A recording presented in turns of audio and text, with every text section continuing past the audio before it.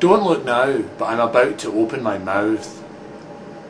Well, after several months of walking around with my front tooth missing, I'm going to get it fixed next week, so I thought I would record for posterity the tale of the missing tooth. So I knocked my front teeth out in college in a bizarre drinking accident. Not one of my finer moments. If you're going to knock your front teeth out, you probably want to do it somewhere private. Somewhere no one's watching, or maybe a dentist's office. Because then, at least if you have an audience, they've got more to say about the subject than, look at that idiot.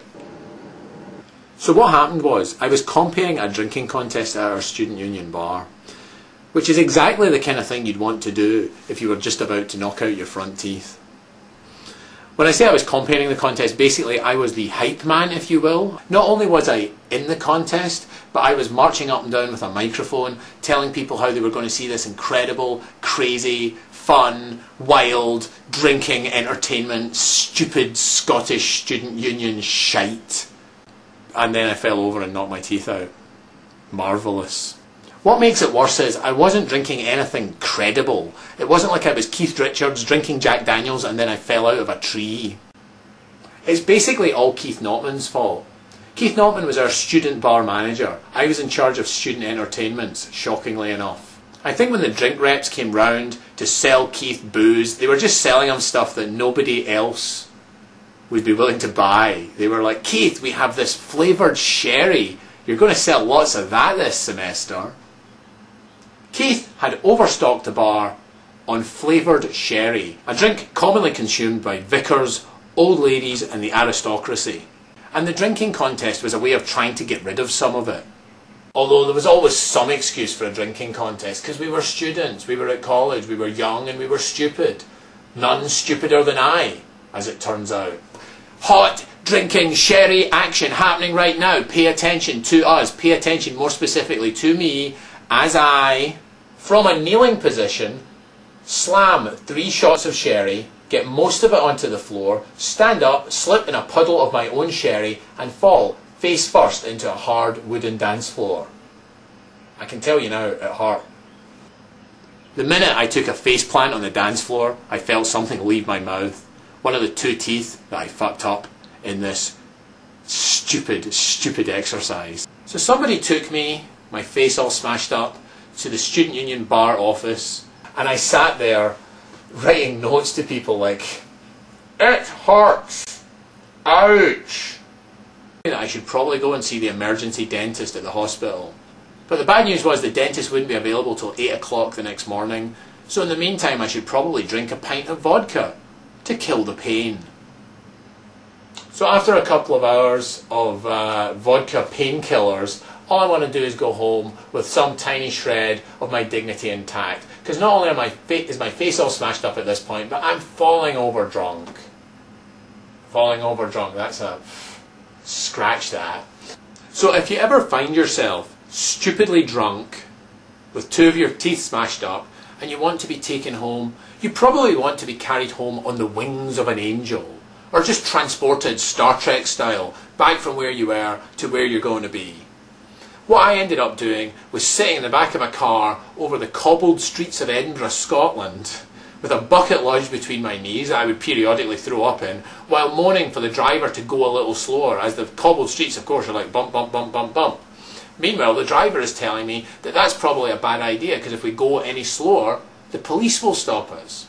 The details of that ride home are a little hazy, but needless to say, I whined like a baby, got put to bed, and woke up the next morning, and maybe 2 of the happiest minutes of my life were the 2 minutes between waking up the next morning and remembering what had happened the night before.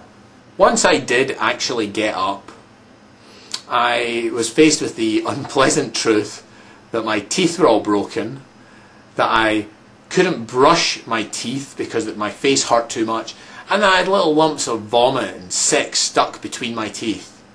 Not a pretty picture, and I'm sure you're glad I decided to share that with you now. My teeth caked in vomit, my face hurting, feeling unbelievably sorry for myself, I was taken to see the emergency dentist at a nearby hospital. Now, In retrospect, I can see that fixing people's teeth on a Sunday morning in Scotland is probably not a job that anyone had in mind when they went to dental school. Nonetheless, she seemed to be pretty determined to take her issues out on me. I think the dentist's attitude was that I had been fighting the night before and therefore deserved all the pain and discomfort that I was in. Somehow I actually felt that as I had been drinking the night before and not fighting, I had the moral high ground, or at least I wasn't quite as bad as she thought I was.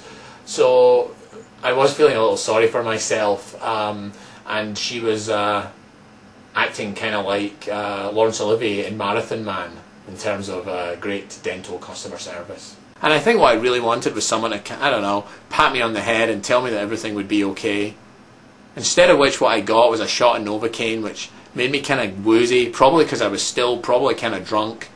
And I got told to go and sit outside in a chair in the corridor and pull myself together. And when I was ready to continue, then the procedure could begin. So basically, this missing tooth and this one here, I'm sure you can tell, are false. Well, this one's not false, it's not there. But I had to have 2 teeth replaced. And that was several years ago. The emergency dentist removed what was left of this missing tooth and the one beside it, removed the nerves from the roots, patched me up and sent me on my sorry way. And then I had these 2. I had caps put in and they're at the end of their natural lifespan, and I'm now having them replaced at quite phenomenal expense. So I am now, all these years later, paying up the ass for one night of drunken stupidity in Scotland some many years ago.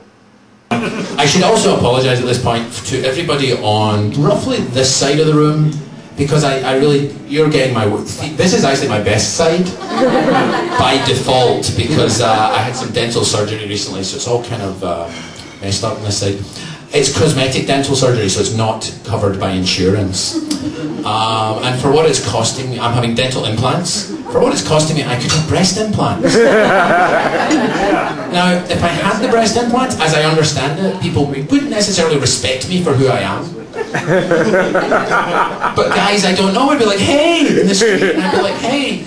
But I wouldn't say stop looking at my chest, because my teeth are kind of a mess just now, so that's kind of the result I'm looking for. Don't look there. But I said to the dentist, it's cosmetic, can you maybe give me Tom Cruise teeth? And he said, if you're asking if I can make your teeth gay, then specifically, I can't promise that. Okay.